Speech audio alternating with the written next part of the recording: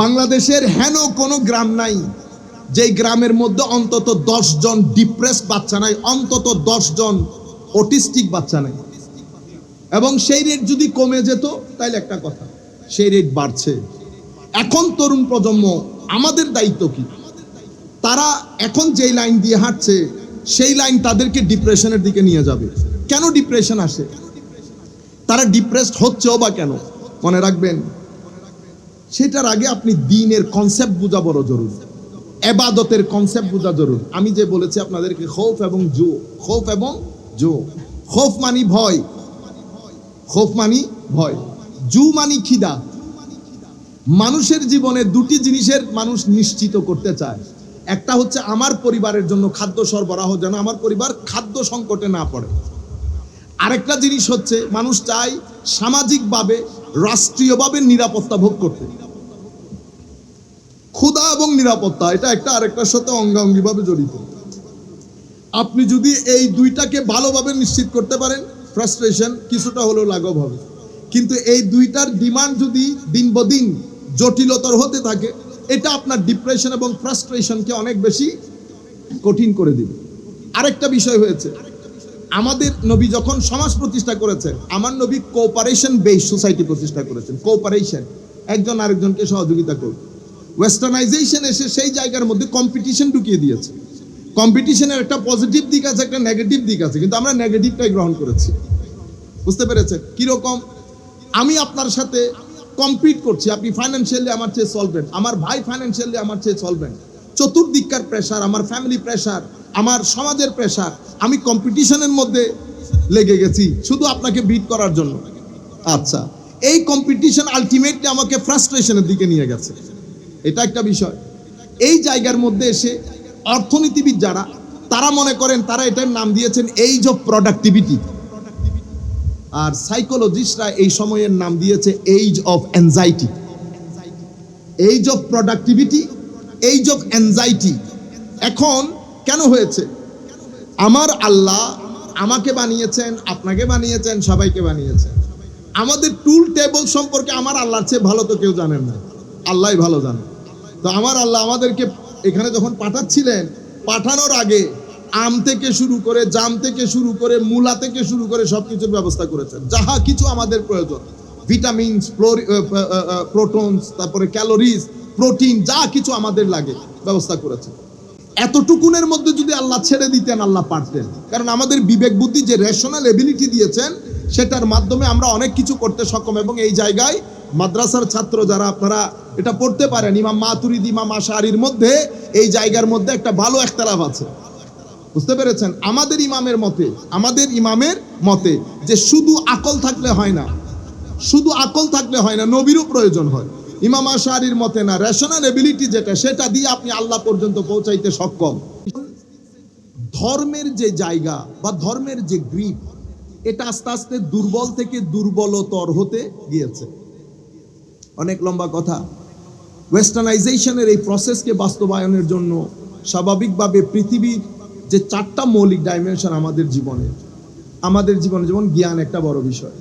তো জ্ঞান, এই জ্ঞান থেকে ধর্মের স্পেসটাকে, গ্রিপটাকে কি করা হয়েছে? লিমিটেড করা হয়েছে, অথবা এটাকে একটু ভ্যালিউলেস অথবা লেস সিগনিফিক্যান্ট বলতে পারেন, I think the proper word, এটা করা হয়েছে। এরপরে সেকুলারাইজেশন অফ কালচার, ওই সেকুলারাইজেশন অফ কালচারের মধ্যে থেকে রিলিজিয়নের ব্যাপারটাকে লেস সিগনিফিক্যান্ট করা হয়েছে। এভাবে সেকুলারাইজেশন অফ, আপনি বলতে পারেন, পাওয়ার, স্টেট লেভেল থেকে দ্বীনের যে স্পেস, সেটাকে লেস সিগনিফিক্যান্ট করা হয়েছে। বলতে হয়ে গেছে। বুঝতে পেরেছেন? এটা আপনি অস্বীকার করতে পারবেন না, এটার জন্য আপনি লাঠি হাতে নিতে পারবেন না। এটা একটা ইন্টেলেকচুয়াল ফিল্ড, এটা একটা চিন্তার যুদ্ধ। পৃথিবী একটা নতুন নিয়মে আমাদেরকে অভ্যস্ত করতে শুরু করেছে, এবং আপনি দেখবেন সায়েন্টিফিক ক্ষেত্রে একটা আমূল পরিবর্তন বিদিত হয়েছে, সাধিত হয়েছে। এর পরবর্তীতে যোগাযোগ ব্যবস্থায় পৃথিবীতে একটা পাওয়ার আস্তে আস্তে আস্তে আস্তে ওয়ার্ল্ড মার্কেটের মধ্যে, ওয়ার্ল্ড স্টেজের মধ্যে এসছে। সেই জায়গা থেকে শুরু করে আপনি যদি সামনের দিকে যান, তো রিলিজিয়ান একেবারে লেস সিগনিফিক্যান্ট হতে হতে এক এক্সিস্টেন্সিয়াল ক্রাইসিসের মধ্যে পড়ে গেছে। আমরা যদি আমার নবী সাল্লাল্লাহু আলাইহি ওয়াসাল্লামের জামানায় যাই, তো আপনি দেখতে পাবেন আমার নবী মক্কা শরীফে 13 বছর লাগিয়েছেন, মদিনা শরীফে 10 বছর লাগিয়েছেন, অল টুগেদার 23 ইয়ার্স। এই 23 ইয়ার্সের মধ্যে আমার নবী যখন মক্কা শরীফের মধ্যে কাজ শুরু করেছেন, তো ধর্ম এক্সিস্টেন্সিয়াল পিরিয়ডের মধ্যে ছিল। এর পরবর্তীতে এই ধর্ম কনভেনশনাল পিরিয়ডে গেছে। এরপরে মদিনা শরীফে যেতে না যেতে এটা অপারেশনাল মুডে চলে এসেছে। তাইলে existential period, conventional period, operational period, এই তিনটা স্টেজ ক্রস করতে আমার নবী সময় নিয়েছে মাত্র 23 বছর। পৃথিবীর ইতিহাসে কোনো সিভিলাইজেশন এত অল্প সময়ে অতি অল্প রক্তপাতে, এটাকে এই জন্য গ্রিন রেভলিউশন বলে, পৃথিবীর জন্য একটা নতুন সিস্টেম দিতে সক্ষম হয়েছে। এবং ওই সক্ষমটাকে এখন দেখেন প্রপাগান্ডাটা কিভাবে হয়েছে।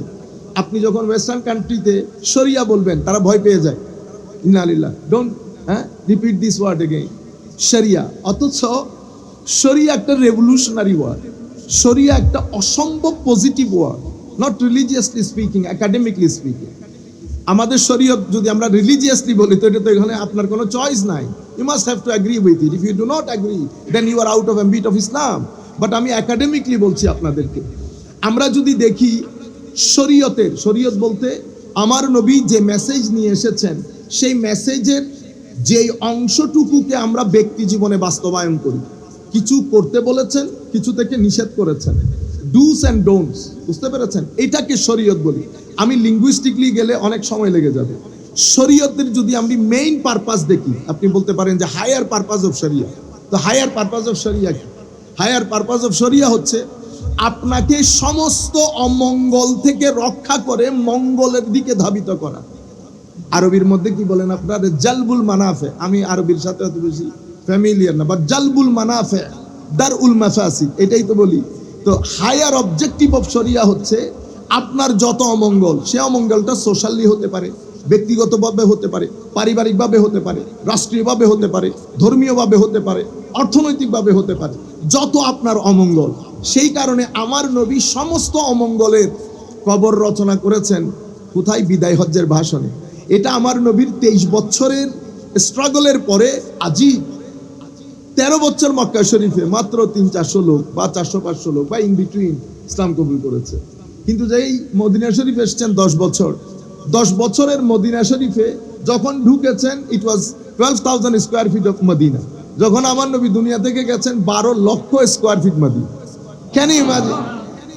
12,000 হিস্টোরিক্যালি যেহেতু এগুলা হয়েছে, আপনি 1-2 হাজার ইদার উদার করতে পারেন, বাট 12,000 স্কোয়ার ফিটের Medina. I was asking this question to one of our MPs in United Kingdom. I said, let me ask you a question.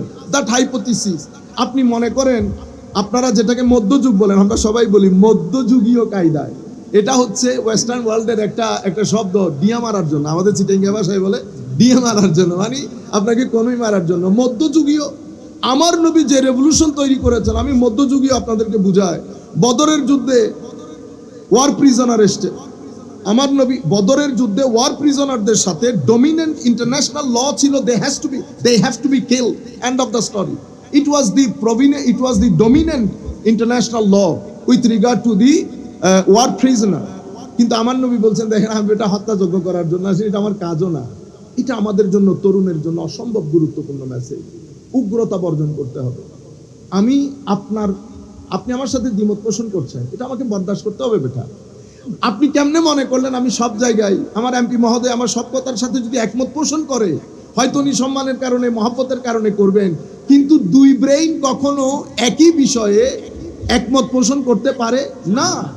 আপনার রেশনাল এবিলিটি, আমার রেশনাল এবিলিটি এক ধরনের না।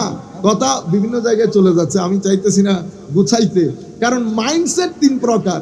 হয় আপনি পারসেপটিভ, নয় আপনি কনসেপটিভ, নয় আপনি ইমোশনাল।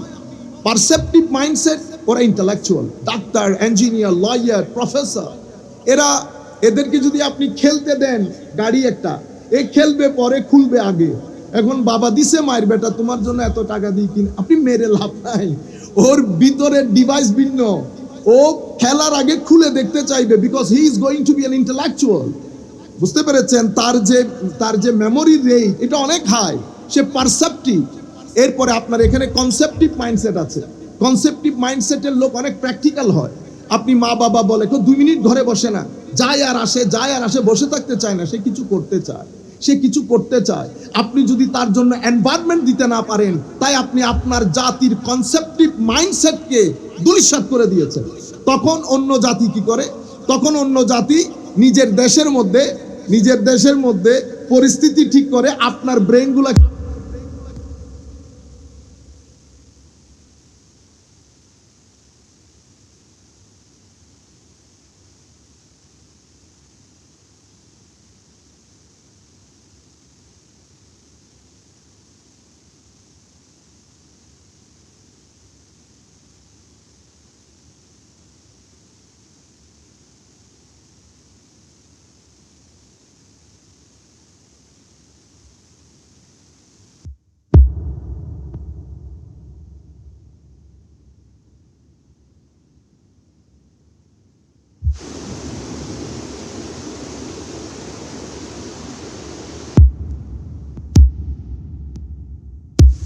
দিয়েছেন কে? আল্লাহ।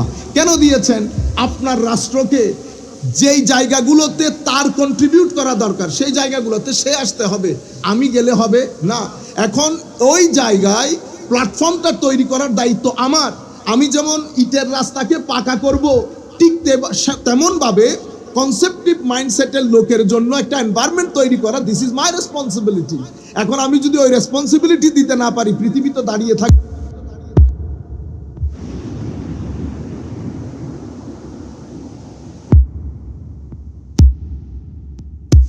বলবে বেটা আসো $2 লাখ দেবো। কত? $2 লাখ। আপনাকে 20,000 টাকা এখানে কেউ দেয় নাই, গনেও নাই কেউ, আপনাকে $2 লাখ দিয়ে নিয়ে গেছে। 10 বছর রিসার্চ করিয়েছে, আপনার ব্রেনটাকে খাইয়ে সে বলে এবার আমার দেশের মধ্যে তুমি মোজ করো, কোনো অসুবিধা নাই। কিন্তু নেক্সট 200 ইয়ার্সের জন্য তার লিডারশিপ সে কনফার্ম করে নিয়েছে। কিসের মাধ্যমে? ব্রেইনের মাধ্যমে। বাহুবল দিয়ে লিডারশিপ হয় না, লিডারশিপ ব্রেইন দিয়ে হয়, কনসেপ্টিভ মাইন্ডসেট। তাইলে আমি এই রিয়ালিস্টিক লোকগুলোর জন্য কিছু করতে পারি না। ইমোশনাল মাইন্ডসেট, 3 ধরনের মাইন্ডসেট।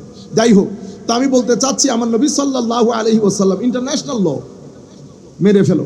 আমার নবী বলছেন বেটা আমি মারদাঙ্গা হাঙ্গামা করার জন্য আসিনি। বলেন এদের মধ্যে জিজ্ঞাসা করো, কারণ আমার নবীর স্টেটের কাছে অত টাকা পয়সাও নেই যে এদেরকে জেলে দিব। তো জেলে দিলে তো খাওয়াইতে হবে। গুলাম যদি করেন, গুলাম তো আমার নবী শব্দে রাখছে গুলাম, মানে this was just in word that you are slave, but in letter and spirit he is not a slave. Why? কারণ আমার নবী বলছেন যাহা খাবে তাহা খাওয়াইতে হবে, যাহা পড়বে তাহা পড়তে হবে। তো in letter and spirit you are no more slave, that নামে স্লেভ। আমার নবী এটা অ্যাবলিশও করতে পারছেন না, কারণ স্টেজের কাছে অত ফাইন্যান্সিয়াল সলভেন্সি নাই। কিন্তু আমার নবী তাদের জন্য একটা কোয়ালিটি লাইফ এনশিওর করতে চাচ্ছে। কি করেছেন আমার নবী? তোমাদের মধ্যে কেউ লেখাপড়া জানে এমন আছে? তো কেউ হাত তুলেছে। তো এদিকে আসো, তোমরা আমার মদিনা শরীফের 10টা ছেলেকে অক্ষর জ্ঞান দিলে তুমি মুক্ত। Can you imagine? This is the first literacy movement in the world. এটাই পৃথিবীতে কোন বছরে কি কি আপনাকে বুদ্ধি পরামর্শ দিচ্ছেন এবং আপনার ভবিষ্যৎ পরিকল্পনা আপনার বাস্তবায়নের জন্য। সেই উম্মত যদি 1400 বছর আগে পরে এসে সেই উম্মতের শিক্ষা রেট যদি 20% হয়, আমার নবী কি খুশি হবে? দেখেন বেটা, ওই সুবহানাল্লাহ আলহামদুলিল্লাহ দরুদ শরীফ পড়ছেন, নবী সুন্নত হয়েছে, সওয়াব হয়েছে, কিন্তু আমার নবী শুধু এটা দেওয়ার জন্য আসেন নাই। আপনি পুরো বিষয়টা ফিলোসফিটা গ্রহণ করেন।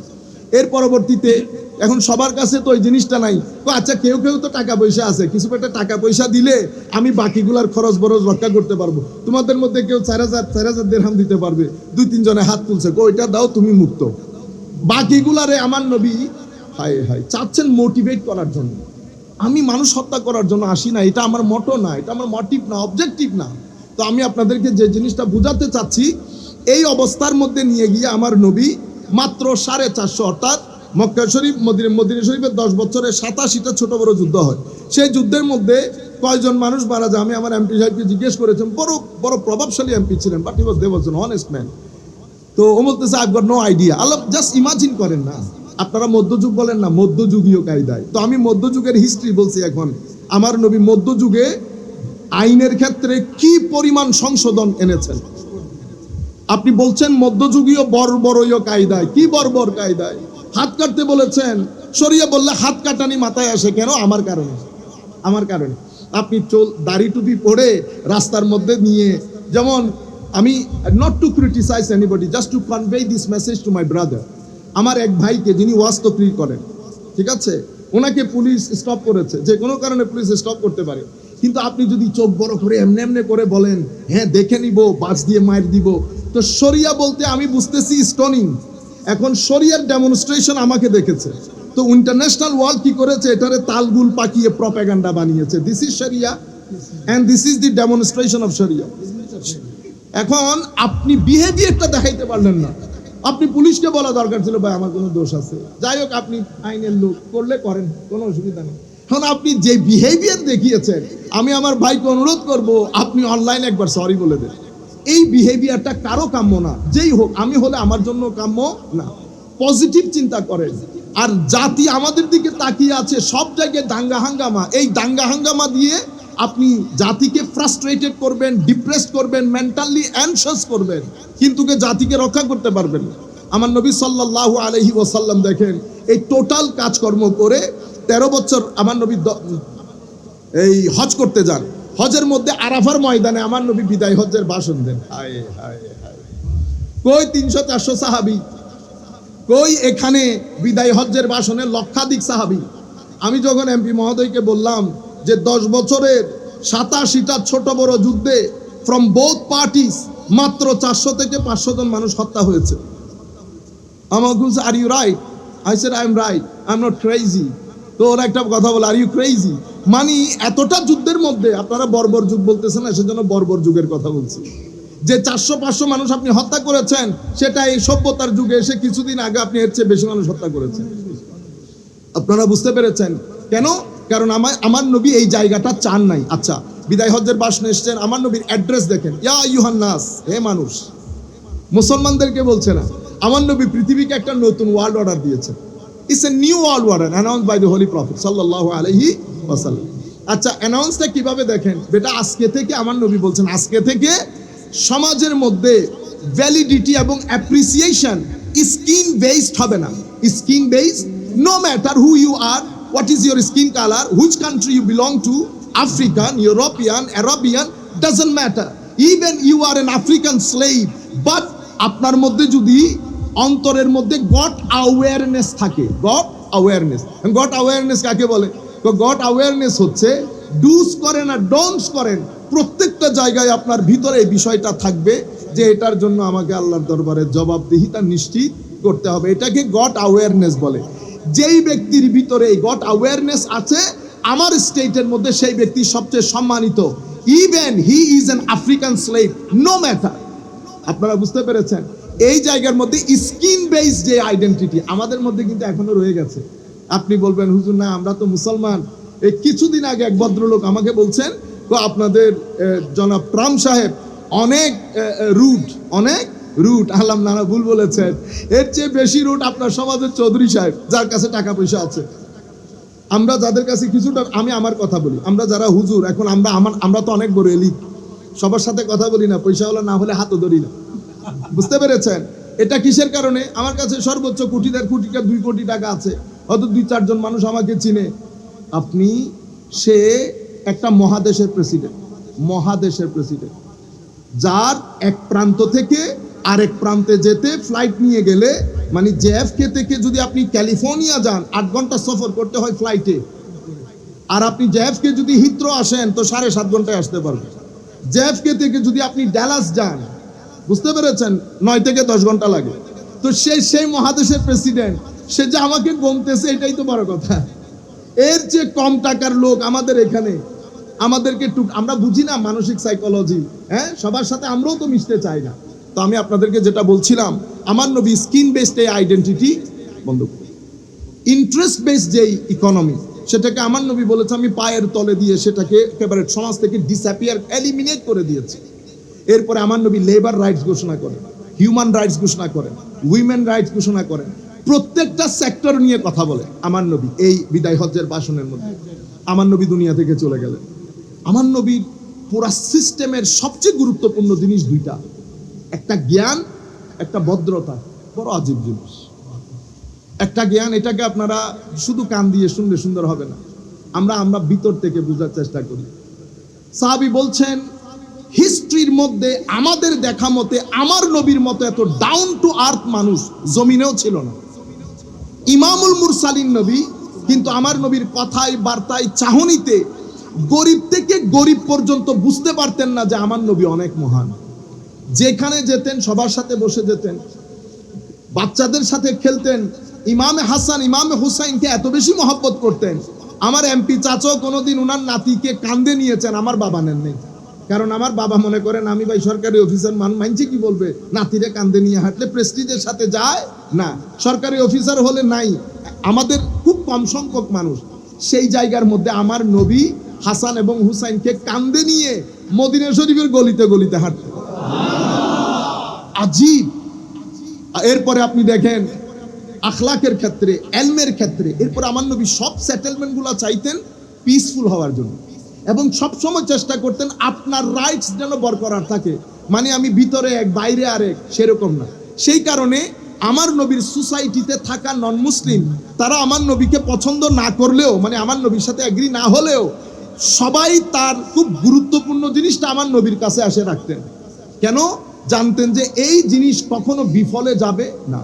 এই পার্সোনালিটি আমরা সবাই, আমরা বুকে হাত দিয়ে বলি, আমরা আমার সোসাইটিতে কোনো নন মুসলিম আমাদের কাছে আসে, যদি না আসে তো বুঝতে হবে আমাদের দিলের ভিতরে আমার নবীর সুন্নতের ওই জায়গাগুলো নষ্ট হয়ে গেছে।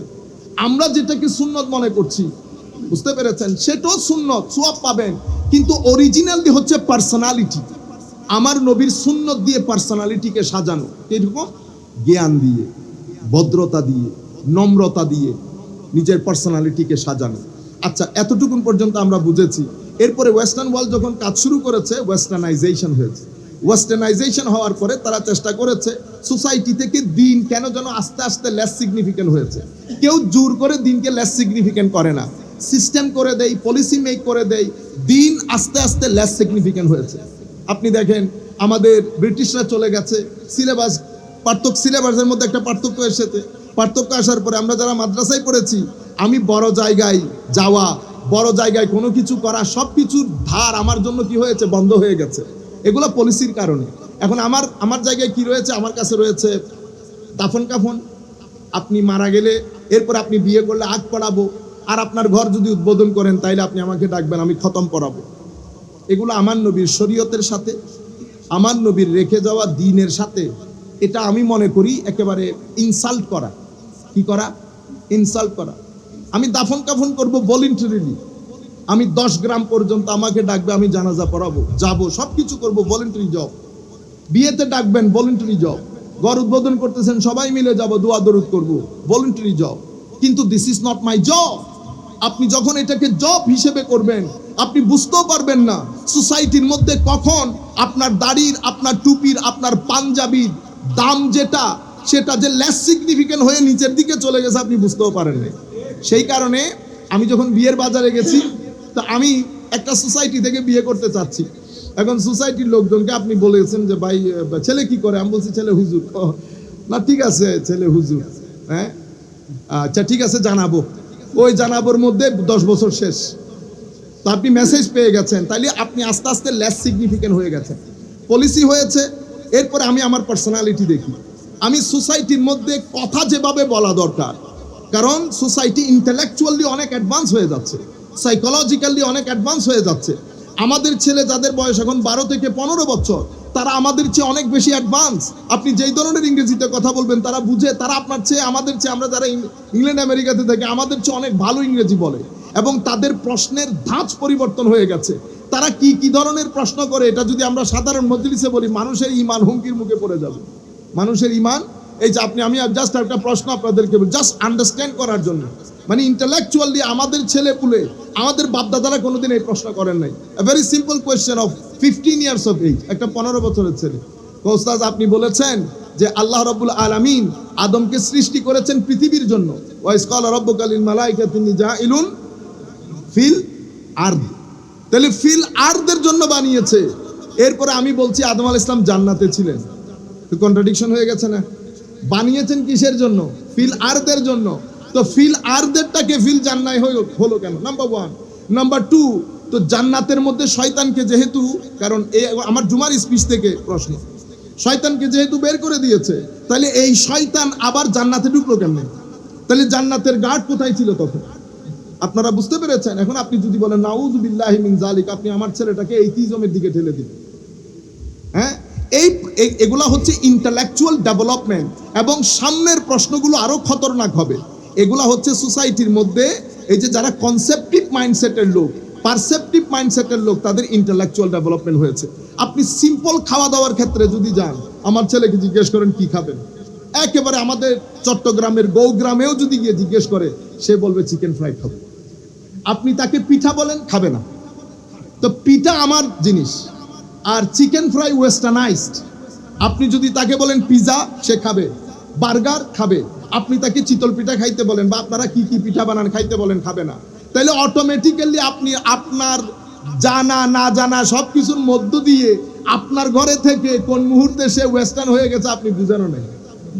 আপনি বুঝতে পেরেছেন? আচ্ছা, এর পরবর্তীতে দেখেন ওয়েস্টার্নাইজড হতে হতে এখানে যে সমস্যাটা এখন দাঁড়িয়েছে সেটা হচ্ছে, ধরুন আমি আমেরিকা এবং ইংল্যান্ড এই দুই দেশের কথা বলি।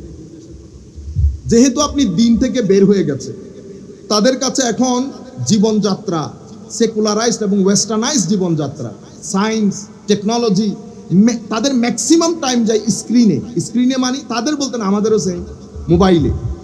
এখন ধরেন তাদের উপাসনালয় বন্ধ হয়ে গেছে, পরিবারের যে সিস্টেম সেটা নষ্ট হয়ে গেছে, বিয়ে প্রথা বন্ধ হয়ে গেছে, ফ্যামিলি ব্রোকেন ফ্যামিলি। ঘরগুলা দেখেন, উন্নতির কারণে ঘরগুলা অনেক সুন্দর চমৎকার, চোখ ধাঁধানো, আপনি টিভিতে দেখতেছেন, অনেক দারুণ, কিন্তু ঘরের ভিতরে কোনো শান্তি নাই। ফ্রাস্ট্রেশন, ডিপ্রেশন, মানসিক অশান্তি, আইডেন্টিটি ক্রাইসিস, সব কিছু মিলে এগুলা কিন্তু আবার আপনি টিভিতে দেখছেন না। টিভিতে দেখছেন সুন্দর গাড়ি, সুটেড বুটেড লোক, হাই হ্যালো বলছে, চমৎকার করে খাচ্ছে, কিন্তু ভিতরের হিস্ট্রি অসম্ভব দুর্গন্ধযুক্ত। আমরা এখন যখন কথা বলতেছি, কথা তো শুরুও করি নাই, এতক্ষণের মধ্যে ইংল্যান্ড আমেরিকাতে মিনিমাম 20 জন ছেলে আত্মহত্যা করেছে। How many people? At least 20 people committed suicide in these 20 minutes. আপনারা দেখেন না, হঠাৎ করে আমেরিকাতে ঘর থেকে বের হয়ে ছেলেটা 20 জনকে গুলি করে, কিছুদিন আগে আমাদের পুলিশ অফিসার মেরে ফেলেছে। রাস্তার মধ্যে মেয়েকে দিয়ে, আপনি বিশ্বাস করবেন, আমার মেয়েকে স্কুলে ঢুকিয়ে আল্লাহু খায়রু হাফিজাহু ওয়া আরহামহু, আল্লাহ তোমার হাতে তুলে দিন। কারণ আমি ঘরে যাইতে যাইতে কোন দুর্ঘটনা ঘটে আই ক্যান নট গ্যারান্টি। এটা আমি বলতেছি পৃথিবীর সবচেয়ে সভ্য দুনিয়ার কথা। তাইলে কোন জায়গায় সমস্যাটা হয়েছে? সমস্যাটা হয়েছে আপনি দিনকে বাদ দিয়ে সোসাইটির মধ্যে কিছু ক্রাইম হয়েছে। ক্রাইমের মধ্যে ফ্যামিলি ব্রোকেন, ছেলে জানে না তার মা কোথায় থাকে, তার বাবা কোথায় থাকে। মাঝে মধ্যে দেখা হয় প্রতিবেশীর যে কনসেপ্ট সেটা তো অনেক আগে এলিমিনেট হয়ে গেছে। এর পরবর্তীতে আপনার টোটাল টাইমটা স্ক্রিনের মধ্যে চলে গেছে। আপনি হয়ে গেছেন ইনডোর জেনারেশন। কি জেনারেশন? Indoor generation. আল্লাহ সূর্য বানিয়েছেন to make you outdoor generation. আপনি সারাদিন ফুটবল খেলেছেন, গায়ের রং কালো হয়ে গেছে। রং কালো হয়েছে ঠিক, আপনার গায়ের ভিতরে কিছু ডিমান্ড আল্লাহ রেখেছেন যা সূর্যের আলো ফুলফিল করে। এখন আধুনিক সায়েন্টিস্টরা বলছে, আপনি যদি ডেলি 1 ঘন্টা সূর্যের আলোর নিচে থাকেন সকালবেলা এবং বিকালবেলা, তো আপনার ভিতরে ডিপ্রেশন 60% কি হয়ে যাবে, অটোমেটিক্যালি দূর হয়ে যাবে। এমন আমি হয়ে গেছি ইনডোর জেনারেশন। ইনডোর জেনারেশন, একজনের সাথে একজনের কানেক্টিভিটি নাই, ইমান নাই, মসজিদ নাই, নামাজ নাই, রোজা নাই, ধর্ম নাই, বা আপনি যে ধর্ম পালন করেন নাই। As a result of this, সোসাইটির মধ্যে 2টা রোগ অসম্ভব জটিল আকার ধারণ করেছে। একটা হচ্ছে ফ্রাস্ট্রেশন, আর একটা হচ্ছে ডিপ্রেশন। ইন্টারন্যাশনাল ওয়ার্ল্ড, যাদেরকে আপনারা WHO বলেন, ওয়ার্ল্ড হেলথ অর্গানাইজেশন, তারা 2014 এটা ঘোষণা করেছে যে ডিপ্রেশন হচ্ছে বর্তমান পৃথিবীর সবচেয়ে বড় সমস্যা। ডিপ্রেশন, অ্যাংজাইটি আমাদের এই জায়গার মধ্যে এসে, তাহলে ডিপ্রেশন একটা বড় সমস্যা হয়ে দাঁড়িয়েছে। এখন আপনি মনে করতে পারেন, হুজুর এগুলা তো ইংল্যান্ড আমেরিকাতে হয়েছে, আমাদের এখানে তো হয় নাই। না, আপনি ভুল করেছেন। বাংলাদেশের হেন কোনো গ্রাম নাই যেই গ্রামের মধ্যে অন্তত 10 জন ডিপ্রেসড বাচ্চা নাই, অন্তত 10 জন অটিস্টিক বাচ্চা নাই। এবং সেই রেট যদি কমে যেত তাইলে একটা কথা, সেই রেট বাড়ছে। এখন তরুণ প্রজন্ম, আমাদের দায়িত্ব কি? তারা এখন যেই লাইন দিয়ে হাঁটছে সেই লাইন তাদেরকে ডিপ্রেশনের দিকে নিয়ে যাবে। কেন ডিপ্রেশন আসে, তারা ডিপ্রেসড হচ্ছেও বা কেন, মনে রাখবেন সেটার আগে আপনি দ্বীনের কনসেপ্ট বোঝা বড় জরুরি। ইবাদতের কনসেপ্ট বোঝা জরুরি। আমি যে বলেছি আপনাদেরকে খৌফ এবং জো, খৌফ এবং জো। খৌফ মানি ভয়, খৌফ মানি ভয়, জু মানি খিদা। মানুষের জীবনে দুটি জিনিসের মানুষ নিশ্চিত করতে চায়। একটা হচ্ছে আমার পরিবারের জন্য খাদ্য সরবরাহ, যেন আমার পরিবার খাদ্য সংকটে না পড়ে। আরেকটা জিনিস হচ্ছে মানুষ চায় সামাজিকভাবে, রাষ্ট্রীয়ভাবে নিরাপত্তা ভোগ করতে। ক্ষুধা এবং নিরাপত্তা এটা একটা আরেকটার সাথে অঙ্গাঙ্গিভাবে জড়িত। আপনি যদি এই দুইটাকে ভালোভাবে নিশ্চিত করতে পারেন, ফ্রাস্ট্রেশন কিছুটা হলেও লাঘব হবে। কিন্তু এই দুইটার ডিমান্ড যদি দিন বদিন জটিলতর হতে থাকে, এটা আপনার ডিপ্রেশন এবং ফ্রাস্ট্রেশনকে অনেক বেশি কঠিন করে দিবে।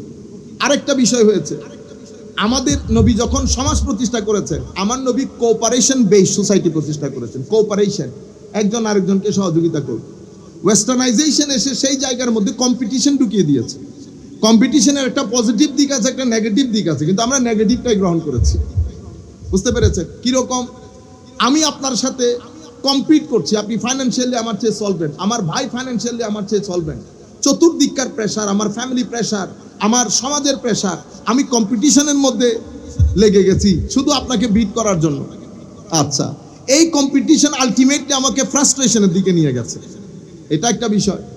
এই জায়গার মধ্যে এসে অর্থনীতিবিদ যারা, তারা মনে করেন, তারা এটার নাম দিয়েছেন এইজ অফ প্রোডাক্টিভিটি, আর সাইকোলজিস্টরা এই সময়ের নাম দিয়েছে এইজ অফ অ্যাংজাইটি।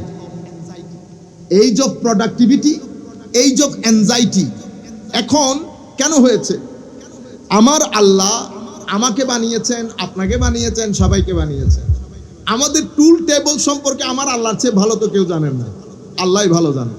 তো আমার আল্লাহ আমাদেরকে এখানে যখন পাঠাচ্ছিলেন, পাঠানোর আগে আম থেকে শুরু করে, জাম থেকে শুরু করে, মূলা থেকে শুরু করে সবকিছুর ব্যবস্থা করেছেন। যাহা কিছু আমাদের প্রয়োজন, ভিটামিনস, প্রোটনস, তারপরে ক্যালোরিজ, প্রোটিন, যা কিছু আমাদের লাগে ব্যবস্থা করেছেন। এতটুকুনের মধ্যে যদি আল্লাহ ছেড়ে দিতেন, আল্লাহ পারতেন। কারণ আমাদের বিবেক বুদ্ধি যে রেশনাল এবিলিটি দিয়েছেন, সেটার মাধ্যমে আমরা অনেক কিছু করতে সক্ষম। এবং এই জায়গায় মাদ্রাসার ছাত্র যারা, আপনারা এটা পড়তে পারেন, ইমাম মাতুরিদি, ইমাম আশআরির মধ্যে এই জায়গার মধ্যে একটা ভালো ইখতিলাফ আছে। বুঝতে পেরেছেন? আমাদের ইমামের মতে যে শুধু আকল থাকলে হয় না, শুধু আকল থাকলে হয় না, নবীরও প্রয়োজন হয়। ইমাম আশআরির মতে না, রেশনাল এবিলিটি যেটা, সেটা দিয়ে আপনি আল্লাহ পর্যন্ত পৌঁছাইতে সক্ষম। আমরা ওই ইয়ার মধ্যে না পড়ি। আমি শুধু আপনাদেরকে বোঝাতে চাচ্ছি, আমার আল্লাহ আপনার রেশনাল এবিলিটির উপর আপনাকে ছেড়ে দেননি, হেদায়েতের ব্যবস্থা করেছে। হেদায়েতের মাধ্যমে হেদায়েতকে পৌঁছে দেওয়ার জন্য, হেদায়েত এখন আপনি কি নিজে নিজে চয়েস করতে পারবেন? পারবেন না। আপনি একজনের পিছনে চলতে হয় হেদায়েত পাওয়ার জন্য, পিছনে চলতে হয়। সেই কারণে নবী পাঠিয়েছেন এবং বলেছেন, মাদ্রাসায় যারা পড়ে তারা খুব ভালো করে জানে, কোরআনে পাকের মধ্যে দুটি শব্দ আছে, একটা ইত্তেবা, একটা ইতাআত। আল্লাহর ইতাআত করা যায়, ইত্তেবা করা যায় না। ইত্তেবা করা যায় নবীর। সেই কারণে কোরআনের কোথাও আল্লাহর ইত্তেবা করো এই কথা আসে নাই, এসেছে আতিউল্লাহ, আল্লাহর ইতাআত করো। ইতাআত মানে কি? মেনে নেওয়া, কারো কথা, কারো ডাইরেকশন, কারো গাইডলাইন মেনে নেওয়া। ইত্তেবা মানে কারো পিছনে পিছনে যাওয়া। উনি ইমাম, পেশওয়া, আমি উনার ফলোয়ার। ফলোয়ার কাকে? আপনি বলেন না ফলো মি, ফলো মি মানে আমার পিছনে আসো। তো যিনি পিছনে আসেন উনি ফলোয়ার, যিনি পিছনে আসেন উনি ফলোয়ার, যিনি সামনে থাকেন উনি ইমাম। তাহলে আমি পিছনে পিছনে যেতে হচ্ছে। সেই কারণে আদম আলাইহিস ইসলামের পিছনে চলার জন্য আদম আলাইহিস ইসলামকে পাঠিয়েছেন। আদম আলাইহিস ইসলাম যে বিষয়টা নিয়ে এসেছেন, সেটার প্যাকেজ নেম হচ্ছে দ্বীন। আমি কিছু বিষয় জমিয়তুল ফালাহর বক্তব্যের মধ্যে আপনাদের, আমরা জানি না আপনারা শুনেছেন কিনা, সেই জায়গার মধ্যে আমি বলার চেষ্টা করেছি যে দ্বীনের কনসেপ্টটা আমার ছেলেকে বোঝাইতে হবে, নতুবা সে ডিপ্রেশন মুক্ত হবে না। দ্বীনের টোটাল কনসেপ্ট হচ্ছে, আপনি যদি the whole idea of Din is all about death. Death মানে ঋণ। আপনি ঋণী। দাইন, দিয়ানা, দাইনুনা, মাদিনা, তামাদ্দুন, সব কিছু এই লফজে দ্বীন থেকে। দ্বীনের রুট ওয়ার্ড আছে দানা, সব কিছু এই জায়গা থেকে এসেছে। তো দ্বীনের অনেক অর্থের মধ্যে রেলেভেন্ট অর্থ হচ্ছে আপনি you are indebted to your creator. আপনি আপনার আল্লাহর কাছে ঋণী। কিভাবে ঋণী? কেন ঋণী? কারণ আমার আল্লাহ আপনাকে চোখ দিয়েছেন, বিবেক দিয়েছেন, কান দিয়েছেন, সব কিছু দিয়েছেন, সেই হেতু আপনি আল্লাহর কাছে ঋণী। তো আমার আল্লাহ কি করেছেন, এই ঋণটাকে ফেরত নেওয়ার জন্য আরেকটা দিবসের ব্যবস্থা করেছেন, সেটা হচ্ছে ঋণ ফেরতের দিবস। এটাকে আমরা আপনারা বলি ইয়াউমুল হিসাব, ডে অফ অ্যাকাউন্টেবিলিটি। তো এই ডে অফ অ্যাকাউন্টেবিলিটির মধ্যে কিসের হিসাব হবে? আপনার টাকা পয়সার হিসাব নেবেন। আপনাকে জিজ্ঞেস করবে, আমি যাহা কিছু আপনাকে দিয়েছি, তোমাকে দিয়েছি বান্দা, আমি হিসাব চাই। এই ডে অফ অ্যাকাউন্টেবিলিটিটা আপনি এখন ঋণটা কিভাবে পে ব্যাক করবেন, সে পেমেন্ট মেথডটা শিখান যারা, তাদেরকে আমরা নবী এবং রসুল বলি। ওনারা এসে আমাদেরকে শিক্ষা দেন পেমেন্টটা কিভাবে করব। আচ্ছা, এই পেমেন্টটা যে আমি করব, এটা কি শুধু আখিরাতের জন্য? না, এটা শুধু আখিরাতের জন্য। এটা রব্বানা আতিনা ফিদ দুনিয়াও আছে এখানে। আপনি পে ব্যাক করতে গেলে আপনাকে নবীর পিছনে চলতে হয়। নবী আপনাকে কয়েকটা জিনিসের শিক্ষা দেন, দ্বীনের শিক্ষা দেন, হেদায়েতের শিক্ষা দেন, ইবাদতের শিক্ষা দেন। দ্বীনের শিক্ষা দেন, হেদায়েতের শিক্ষা দেন, ইবাদতের শিক্ষা দেন। আমি দ্বীন এবং হেদায়েত এটা একটু রাখি, ইবাদতের মধ্যে আসি। ইবাদত কি জিনিস? ইবাদত কেন প্রয়োজন হয়? আমাদেরকে আল্লাহ রাব্বুল আলামিন, আপনাদের মুভমেন্ট বেশি হচ্ছে, কিছু বলতে চাচ্ছেন আপনারা? না, হ্যাঁ ঠিক আছে, আপনারা বলে ফেলেন, সেটা এটা নাড়াচাড়া করলে তো আমি কনফিউজ করছি। ঠিক আছে, তো বলে দেন, ঘোষণা করে দেন, এখান থেকে আমরা নামাজের পড়ে দিই। সবাই বলছেন আমাদের নামাজের বিরতি দিব। বিরতির আগে আজকে আমাদের অনুষ্ঠানের প্রধান অতিথি মহোদয়কে বক্তব্য রাখার জন্য বিনীতভাবে অনুরোধ জানাচ্ছি।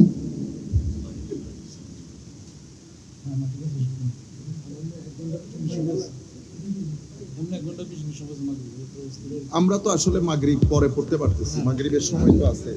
ওনার বক্তব্য শেষ হইতে পারত। Why do you do this? No, speaking well. শুনেন, Go ahead. এই It's so bad. Don't be আমরা এই really সিদ্ধান্ত নিয়ে নেন আগে, নামাজ আপনি পড়াবেন না আমরা পড়াবো। যদি আপনারা পড়ান, আপনারা যা বলেন, আর যদি মনে করেন আমরা পড়াবো, তাহলে আমাদের হিসাব মতে মাগরিবের একটা লম্বা 1 ঘন্টা মিনিমাম সময় থাকে। আমরা 20-30 মিনিটের মধ্যে শেষ করে, আমাদের এমপি মহোদয় চাচা উনিও কিছু বললেন, সর্বোচ্চ 30 মিনিট লাগবে। হ্যাঁ, 30 মিনিট পর আমরা নামাজ পড়লাম। এরপরেও যদি আপনারা বলেন আরেকটু শুনবো, তাই নামাজের পরে শুনলাম।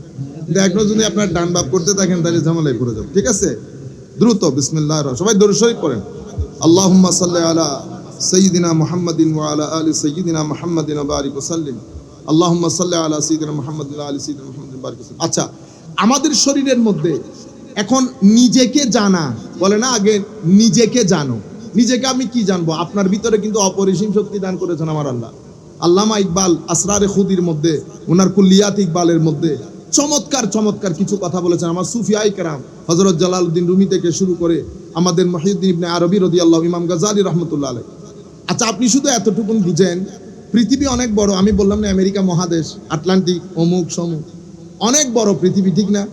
এই পৃথিবীর মতো 13 লক্ষ পৃথিবী আপনি সূর্যের ভিতরে ঢুকাই দিতে পারবেন, একটা সূর্যের ভিতরে। সূর্য কত বড় এবার চিন্তা করি।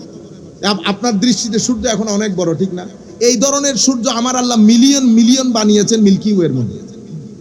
কতটুকুন বানিয়েছেন? কত মিলিয়ন আর বিলিয়ন বানিয়েছেন, 400 মিলিয়ন সূর্যের মতো জিনিস আমার আল্লাহ বানিয়েছেন। এবার এই আল্লাহ কত মহান আপনি চিন্তা করে দেখেন। সেই মহান আল্লাহ জমিনের একটা বান্দা যখন কলব বাতেনকে পরিষ্কার করে রাতের সিজদার মাধ্যমে, মানুষকে সহযোগিতার মাধ্যমে, আল্লাহর ইবাদতের মাধ্যমে, রাসূল পাকের ইত্তেবার মাধ্যমে যখন কলব বাতেনকে তৈরি করে, আমার এই মহান আল্লাহ সেই ক্ষুদ্রাতি ক্ষুদ্র পৃথিবীর নগণ্য একজন বান্দার কলব বাতেনের মধ্যে নিজের মাসকান গড়ে তোলে। তাদেরকে আমরা আল্লাহর ওলি বলি, তাদেরকে আমরা আল্লাহর ওলি বলি। এরা ডিভাইন হিউম্যান বিং। এই জন্য আপনি এত কিছু করার পরেও জমিনের মধ্যে এখনো পর্যন্ত মাজার বিরাজমান, মাজার বিরাজমান। এই যে মাজারের বিরুদ্ধে এত কথা কেন হয় পৃথিবীতে? কেন পৃথিবী এত টাকা খরচ করছে মাজার বিরোধী? কারণ মাজার হচ্ছে এনার্জি সেন্টার, মাজার হচ্ছে ডিপ্রেশন হিলিং সেন্টার। এবং আমি বলবো যে মাজারাতে আপনারা যান, মাজারাত হচ্ছে এনার্জি সেন্টার। এনার্জি সেন্টার, আপনাদের যদি অসুবিধা হয়, যারা ভালো লেখাপড়া জানেন তারা গুগল করবেন, আজকে বাসায় গিয়ে একটা বই লিখেছেন ডক্টর হকিং। বইয়ের নাম দিয়েছে পাওয়ার ভার্সেস ফোর্স, পাওয়ার ভার্সেস ফোর্স। উনি বলছেন একজন ব্যক্তির 300 লেভেলের এনার্জি দরকার। আমি সায়েন্টিফিক বিষয় তো আপনাদেরকে আরো ভাবে বুঝাইতে হবে, because math is not my subject, but আপনারা যারা বুঝবেন, আপনারা পড়লে বুঝবেন, অনেক ভালো লাগবে। তাহলে 300 লেভেলের এনার্জি দরকার একজন মানুষ শুধু সুষ্ঠু জীবনযাপন করার জন্য। 300 লেভেলের যার কাছে এনার্জি আছে, তার সাথে উঠতেও আপনার ভালো লাগে, বসতেও আপনার ভালো লাগবে, আপনাকে এনার্জেটিক করবে। তো আপনার ওই লেভেল যদি 700-র মধ্যে চলে যায়, তো আপনার মাধ্যমে মিনিমাম 7 লাখ লোক উপকৃত হবে, মিনিমাম 7 লাখ লোক উপকৃত হবে। উনি বলছেন 700-র উপরে সেটা যেতে পারে না, কারণ উনি খ্রিস্টান ব্যাকগ্রাউন্ডের লোক, উনি নবী রসুল বলি বুজুর্গ এটা শুনেন নাই কোনোদিন, বুঝতে পেরেছেন? আরে 700 লেভেলের এনার্জি আমাদের লোকাল একজন আলেম উলামায়ে রব্বানি সিনার ভিতরেও আছে, যার মাধ্যমে লক্ষ মানুষ কি হয়, উপকৃত হয়। এই যে আমি অনেক জায়গা দেখেছি, গত বছরের আগের বছরও দেখেছি, যখন বাংলাদেশে ছিলাম একটা প্রোগ্রামে গিয়েছি, একজন পীর সাহেব, আমি নাম বলছি না, শুধু স্টেজের মধ্যে উঠেছে, লাখো মানুষ যারা শবে বরাতের মধ্যে বাই ফোর্স চোখের পানি আসে না, এই লোকগুলো সমানে কাঁদছে, আশেকও কাঁদছে, মাসুকও কাঁদছে, কোনো অস্ত্রক্রির নাই। এই এক আজীব দৃশ্য। মানুষ কখন কাঁদে? যখন অন্তর নরম হয়। আমার 3 ঘন্টার ওয়াজে আপনার অন্তর নরম হইল না, শবে বরাত আপনার অন্তর নরম করতে পারলো না। কি এক সিনার ভিতরে নূর। উনি বলছেন আমি কিছুই না, কিছুই না বলতে উনি এক মহান ওলির নাতি, তো জেনেটিক্যালি কিছু জিনিস তো ট্রান্সফার হয়। আপনি হুজুর চা খান একদম আপনার বাবার মতো করে, হাত তুলেন নামান, সুরতান সিরতান জেনেটিক্যালি কিছু জিনিস ট্রান্সফার হয়। এই জেনেটিক্যালি সামান্য নূর নিয়ে যদি লাখো মানুষ কাঁদে, যার কথা ছিল যিনি মহান ওলি ছিলেন, উনার সময়কালে পৃথিবী কিরকম ছিল গড নোস। তবে আমরা এতটুকুন বুঝি, হুজুর গৌসুল আজম আব্দুল কাদের জিলানী, যাকে আমরা আপনারা বড় পীর বলি, কই বাগদাদের জমিনে বাসা গেড়েছেন। আজকে বাংলাদেশ সহ শুরু করে পুরো পৃথিবীর ভূখণ্ডে গত 1100 বছর ধরে প্রত্যেকটা সিনার ভিতরে আলো জ্বালাচ্ছেন কোন এনার্জি দিয়ে? এটাকে ডিভাইন এনার্জি বলে, যেটাকে আমরা আরবিতে বেলায়েত বলি। এখন আরবির সাথে যদি আপনার মারামারি থাকে, আমার কিছু করার নাই। যদি আরবি নাই বলতে চান, না বলেন, এনার্জি বলেন। কি বলেন? এনার্জি বলেন, কারণ ইংরেজিতে বললে আমরা তো ঠিক বলি, ঠিক না? তো বলতে যেটা চাইতেছিলাম, পৃথিবী এই যে এনার্জি, এই এত বড় মহান রব আমার আল্লাহ বলছেন, বান্দা মহান ঠিক, কিন্তু তুমি যদি চাও তোমার হৃদয়ে আমি বাসাবাদী, তো তুমি তোমার হৃদয়তে 3টা কাজ করতে হবে, রিকনস্ট্রাকশন করতে হয়। একটা তাসকিয়া, একটা তাসফিয়া, আর একটা তামির। তাসকিয়া মানে পিউরিফিকেশন, তাসফিয়া মানে হচ্ছে পিউরিফিকেশন আফটার পিউরিফিকেশন, আর তামির হচ্ছে রিকনস্ট্রাকশন। আমরা যখন এখন এগুলা কিভাবে করবেন? এগুলা করতে হয় একজন আলেমে রব্বানির মজলিসে বসে তওবা দিয়ে যাত্রা শুরু, তওবা দিয়ে যাত্রা শুরু, অতঃপর জিকিরের পানি দিয়ে, তিলাওয়াতে কোরআনের পানি দিয়ে, দরুদের পানি দিয়ে, রাতের নামাজের পানি দিয়ে, মানুষের মুখে হাসি ফুটিয়ে, মানুষকে সহযোগিতা করে। মনে রাখবেন, যেটা 100 বছর ইবাদত করে সম্ভব হয় না, সেটা আমার আল্লাহর এক বান্দার মুখে হাসি ফুটিয়ে সে কাজ সম্ভব হয়। খেদমতে খালক যেটাকে বলে, আমার নবী নির্দ্বিধায় দিতেন। এবং কোরআনে পাকের মধ্যে যত জায়গায় আল্লাহ ইমানের কথা বলেছেন, প্রত্যেক জায়গায় মানুষকে সহযোগিতার কথা বলেছেন। আপনি যদি শুরুতেই দেখেন, শুরুর পৃষ্ঠার মধ্যে বলেছেন ওয়ামিম্মা রাযাকনাহুম ইউনফিকুন, আমি যাহা দিয়েছি তা দিয়ে মানুষের জন্য খরচ করে। কম থাকলে কম খরচ করে, বেশি থাকলে বেশি খরচ করে। এই মাধ্যমে মানুষের অন্তরে আল্লাহকে ধারণ করতে পারে। তাহলে আমার ভিতরে আমি হচ্ছে একটা কর্পোরিয়াল, একটা নন কর্পোরিয়াল, একটা ফিজিক্যাল, একটা স্পিরিচুয়াল। মডার্ন দুনিয়া স্পিরিচুয়াল সাইডকে লেস সিগনিফিকেন্ট মনে করে, স্পিরিচুয়াল সাইডকে অ্যাভয়েড করে, আন্ডার এস্টিমেট করে, ইগনোর করে। ফর এক্সাম্পল ঢাকা ইউনিভার্সিটি আর একটা খানেকা। তাহলে ঢাকা ইউনিভার্সিটি আপনি বলবেন খানেকা less significant in this world, আপনি ভুল বুঝেছেন। এই ভুল বুঝে আমেরিকা যেই ভুল করেছে সেই ভুল আপনি করিয়েন না। আমেরিকা সুইসাইড রেট কমাইতে পারছে না, ফ্যামিলি ব্রোকেন, বিয়ে প্রথা বন্ধ, ক্রাইম ক্রাইম ক্রাইম। বাংলাদেশে কি ক্রাইম? আমরা একটু গরিব বলে সব আমাদেরকে সাফাই ধরে, ঠিক তো ভাই? অনেক ক্রাইম। আমি ইংল্যান্ডে পুলিশের জব করেছি দীর্ঘদিন, অনেক কিছু দেখার সুযোগ হয়েছে, কিন্তু সেই বিষয়গুলো কিছু আপনাদের কানে আসে, কিছু আপনাদের কানে আসে না। হ্যাঁ, আমাদের চরিত্রের কিছুটা দোষ আছে, সমস্যা আছে, সেটা ভিন্ন জিনিস। কিংবা আমি আপনাদেরকে বলছি যে ঢাকা ইউনিভার্সিটিতে যখন আপনি যাবেন, আপনাকে একটা বিষয় পড়ানো হবে, সেই জ্ঞানটা আপনার ব্যক্তি চরিত্র পরিবর্তন করবে, এটার কোনো গ্যারান্টি নাই। খানেকার শিক্ষা, ওই যে আমি চাচ্ছি এই দুইটা জিনিস আপনাদের কানে এবং আপনাদের অন্তরে একেবারে গ্রথিত হয়ে যাক। তাহলে শরীয়তের কথা বলেছিলাম, শরীয়ত কি? আপনাকে অমঙ্গল থেকে মঙ্গলের রাস্তায় নিয়ে আসা। শরীয়ত কিছু ডুস আর ডোন্টস এর কথা বলে। তাহলে শরীয়ত যখন অ্যাপ্লাই করবেন, আপনার তবিয়ত পরিবর্তন হয়ে যাবে, আপনার আখলাক পরিবর্তন হবে, আপনার চরিত্রের পরিবর্তন হবে, আপনার উগ্রতা আপনার মানে শান্তিময় চরিত্রে পরিণত হবে। তাইলে শরীয়তের অ্যাপ্লিকেশন আপনার তবিয়তের জগতে একটা রেভলিউশন তৈরি করবে। সেটা যদি না করে, তো আপনি নামাজ পড়লেন, নামাজ পড়ে আপনি ঘুষও নিলেন, নামাজ পড়ে অভদ্র আচরণ করলেন, নামাজ পড়ে মানুষকে গালিগালাজ করলেন, কষ্ট দিলেন, বনের সম্পদ দিলেন না, আপনার সামান্য 824 স্কোয়ার ফিটের জায়গা আপনি আইল কাটতে কাটতে সেটারে আপনি 1.5 ঘন্টা করে ফেললেন, আপনি আবার নামাজ পড়েন। তাইলে বোঝা যাচ্ছে আপনার নামাজ হচ্ছে শরীয়ত, আপনার তবিয়ত পরিবর্তন করতে পারে নাই। আপনি মাদ্রাসাতে শরীয়ত শিখেন, মাদ্রাসাতে শরীয়ত শিখানো হয়, খানেকাতে তবিয়ত পরিবর্তন করা হয়।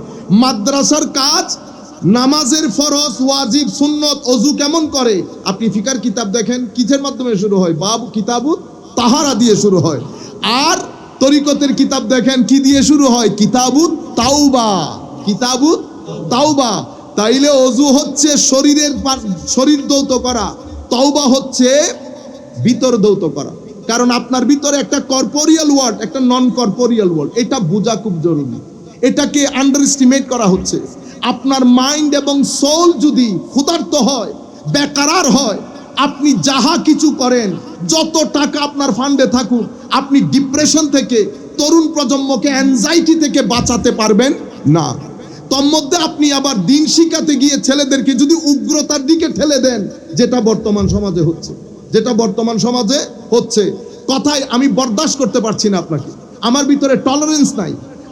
আমি মনে করছি আমি যাহা বলছি এটাই শরীয়ত, এর বাইরে আর কোনো কথাবার্তা নাই। নুরুল ইসলাম ফারুকী রহমতুল্লাহ আলাইহির সাথে যেই ব্যক্তি যারাই কাজ করেছে, তাদের সাথে সমস্যা কোথায় ছিল? মতের সমস্যা, মতের অমিল। তো আপনি যখন মতের অমিলের লক্ষ্যে সিনাই উঠে জবাই করে দিবেন, তো সোসাইটিতে কখনো আপনি দিন প্রতিষ্ঠা করতে পারবেন না। কেন? কারণ মানুষের কাছে আপনি পৌঁছিয়ে দিয়েছেন মেসেজ, ন্যাশনাল ইন্টারন্যাশনাল ওয়ার্ল্ডের কাছে, কে দিন মানি, if you agree salute, if you don't agree just see you in the hell. বুঝতে পেরেছেন? তাহলে তো আপনি শরীয়তের সাথে আপনার উগ্রতা মিক্স করে মানুষকে জানিয়ে দিয়েছেন। আপনি দেখেন হাইয়ার অবজেক্টিভ অফ শরিয়া কি? হাইয়ার অবজেক্টিভ অফ শরিয়া হচ্ছে আপনার দ্বীনের স্বাধীনতা এনশোর করা, ঠিক না? দ্বীন, আপনার ধর্মের স্বাধীনতা এনশোর করা শরীয়তের প্রথম এবং ফান্ডামেন্টাল অবজেক্টিভ। দ্বীনের স্বাধীনতা, এটাকে বলে হেফজুল আদিয়ান বা হেফজুদ্দিন। হেফজুদ্দিন আপনার সোসাইটির মধ্যে কাউকে আপনি আপনার দ্বীন গ্রহণ করতে ফোর্স করতে পারবেন না। লা ইকরাহা ফিদ্দীন, very much straight cut principle of Quran. আচ্ছা, এর পরবর্তীতে আপনি শরীয়তের সেকেন্ড যদি দেখেন হায়ার অবজেক্টিভ কি, তো হায়ার অবজেক্টিভ হচ্ছে আপনার জীবন রক্ষা করা। তাইলে আপনার জীবন রক্ষা, আপনার দ্বীন রক্ষা, আপনার নসল, আপনার বংশের পবিত্রতা রক্ষা, বংশের পবিত্রতা রক্ষা, এই মেসেজ দিয়ে কি দিন ক্ষান্ত হয়েছে? না। দিন আপনার জন্য বিয়ের একটা সুন্দর ব্যবস্থা নির্ধারণ করেছে, কিভাবে বিয়ে করবেন, কিভাবে করবেন না, কাকে করতে পারবেন, কাকে করতে পারবেন না, চমৎকার একটা দিক নির্দেশনা দিয়েছে। কেন? কারণ দিন চায় আপনার বংশের পবিত্রতা রক্ষা হোক, আপনার মালের রক্ষণাবেক্ষণ হোক, আপনার জানের রক্ষণাবেক্ষণ হোক। এই তাবৎ জিনিসগুলো হচ্ছে দ্বীনের অবজেক্টিভ। এত সুমহান জিনিস যেই শরীয়ত দেয়, আপনি সেই শরীয়তকে এভাবে আন্ডারএস্টিমেট করেছেন। আপনি শরীয়তকে মানুষের সামনে প্রপাগান্ডার আইটেম করেছেন নিজের কথাবার্তা এবং উগ্রতার মাধ্যমে। কাজে ছেলেপুলেদেরকে, আমাদের যারা ভাইয়েরা আছেন, বয়সে কম আছেন, আমরা প্রথমে একটা কাজ করি, আমরা উগ্রতাটা ছেড়ে দিই।